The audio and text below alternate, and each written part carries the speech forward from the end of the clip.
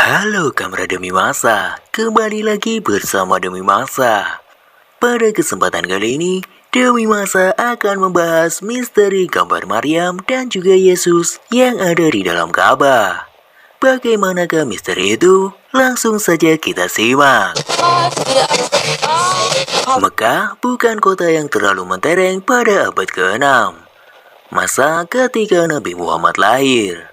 Kota ini memang ramai dikunjungi saudagar-saudagar di musim tertentu. Mereka mengadu untung dengan membawa berbagai barang dagangan dari beberapa penjuru bumi. Akan tetapi, Mekah tetap insignifikan dalam konteks geopolitik di sekitar Mediterania dan semenanjung Arab masa itu. Arti penting Mekah baru terlihat dalam hal teologis bagi para penganut spiritualisme, paganisme, maupun monoteisme Abrahamik. Di kota itu berdiri sebuah bangunan batu berbentuk kotak besar. Kubus raksasa itu, menurut versi historik geografi tradisional Islam, dipercaya dibangun oleh Ibrahim dan juga anaknya, yaitu Ismail. Bagi umat Islam, bangunan itu dimaksudkan sebagai rumah Tuhan oleh dua pendirinya. Namun, setelah Ismail meninggal lewat proses selama ribuan tahun, rumah Tuhan tersebut berakhir menjadi semacam kuil bagi kaum pagan. Dalam satu periode tertentu sebelum kedatangan Islam, bangunan itu sempat pula digunakan umat Kristiani, kemungkinan kaum Potik dan Kristen Ethiopia, sebagai tempat pemujaan. Ini dibuktikan dengan lukisan-lukisan di dinding bagian dalam bangunan yang menggambarkan Nabi Isa atau Yesus bersama Maryam atau Maria. Penelitian GRD King bertajuk The Paintings of the Pre-Islamic Ka'bah yang dimuat di jurnal Muqarnas Online pada tahun 2004 memperkuat bukti tersebut. Sampai sekarang belum ditemukan sumber atau keterangan yang pasti sejak kapan bangunan itu menjadi kuil penyembah berhala. Salah satu histori geografi tertua yang membuka kemungkinan tentang hal itu adalah Kitab Al-Asnam atau buku berhala-berhala karya sejarawan Hisam Ibnu Al-Qalbi 737-819 yang ditulis pada abad ke-8. Dengan menyandarkan informasi dari kitab tersebut, F.E. Peters dalam The Hajj, The Muslim Pilgrimage to Mecca and the Holy Places tahun 1994.221 menyatakan jatuhnya bangunan Ibrahim ke tangan penyembah berhala bermula sejak awal sejarah Mekah. Beberapa anak Ismail ditengarai meninggalkan kepercayaan lama dan menjadi penyembah berhala. Dari situlah kotak batu yang dibangun kakek mereka mulai dijadikan tempat pemujaan oleh kaum pagan. Maka demikianlah sesudah itu para pemuja berhala datang silih berganti. Dewa-dewa mereka yang sembah pun berganti pula.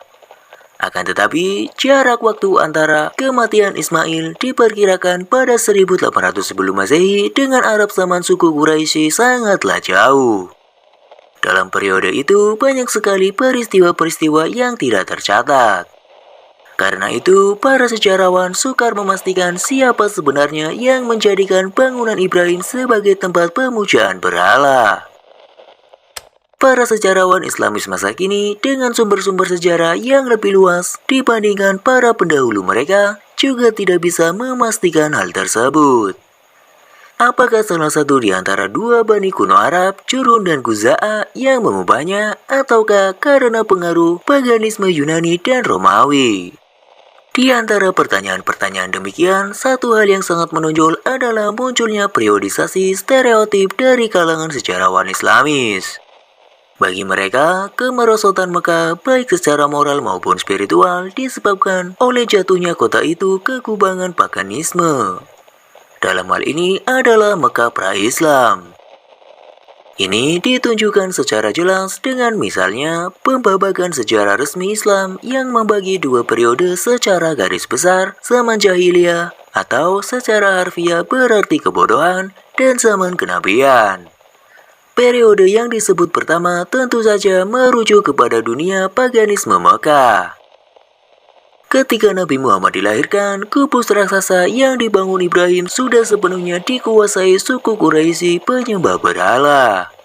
Bahkan menjadi semacam kuil besar bagi kaum pagan di seluruh jazirah Arab.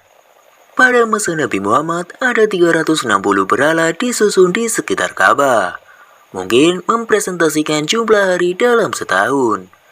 Catat Karen Armstrong dalam Islam A Short History 2002.210. Bagi umat Islam, dewa-dewa terbesar suku Quraisy, Lata, Uzza, dan Manat menjadi simbol degradasi moral dan juga spiritual. Karena itu, ketika Nabi Muhammad dan pengikutnya berhasil menaklukkan Mekah pada tahun 629, 3 patung dewa itu menjadi sasaran pertama untuk dihancurkan.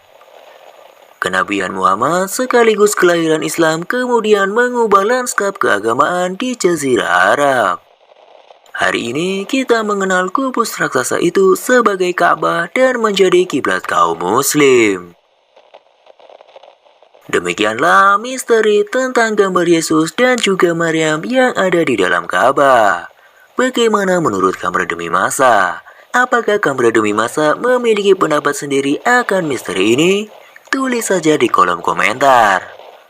Sampai jumpa di kisah-kisah selanjutnya.